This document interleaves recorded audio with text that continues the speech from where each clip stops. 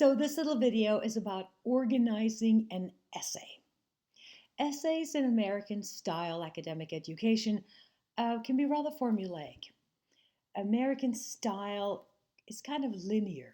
It starts at the beginning, goes on to the middle, goes on to the end, and then it stops. Um, a lot of people find that somewhat childish, but it is a rather standard way of organizing essays. So then basically you have a three-part essay.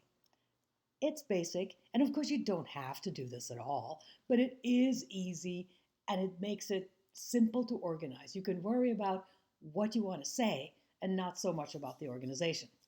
There's an introduction.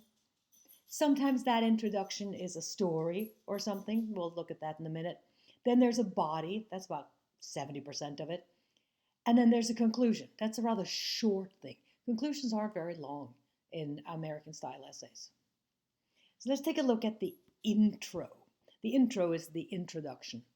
The purpose of the intro is to kind of hook the reader, to get the reader to want to read the rest of it. There are multiple ways of doing it, but three basic ways are either to write a short little story, that's called an anecdote, or to put up a surprising or maybe shocking fact or some data like, did you know that 9 out of 10 people prefer not to brush their teeth in the morning? No, I didn't know that. Don't believe it either. Or you do a general to specific. That's what I call water is wet kind of introduction. It starts out as, the world is big. There are lots of people in it. And then it goes on and narrows it down to, in my opinion, people should, I don't know, take more care of the environment or whatever. So it goes from very big to very small. The end of your introduction should be what they call a thesis statement, which is basically the point you want to make in the essay. Like your opinion about whatever the specific topic is about this essay. That's what you want to tell us. There are many ways of supporting your thesis, but I want to focus on those ways that are described in your textbook. Let's move this movie out of the way. Can I put her down here? There you go. Goodbye, Gia. Okay, there are three main ways of building up to your strongest point. For example, there's specificity. That's when you are more general in the first paragraph. Your second body paragraph is more specific. And your third paragraph is bam, that's the one that's going to hit you.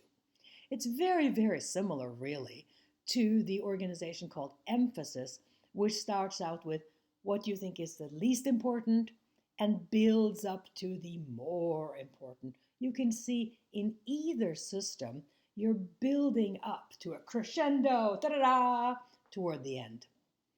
There's another organization that's not actually mentioned much in your book, but it is very common, and that's an organization of time, where you go past, present, future. Very useful organization, especially if you have very little time, which is true for most of us. You use a time organization. Let's say it's a test, okay? You got 30 minutes to write an essay. Help! What do?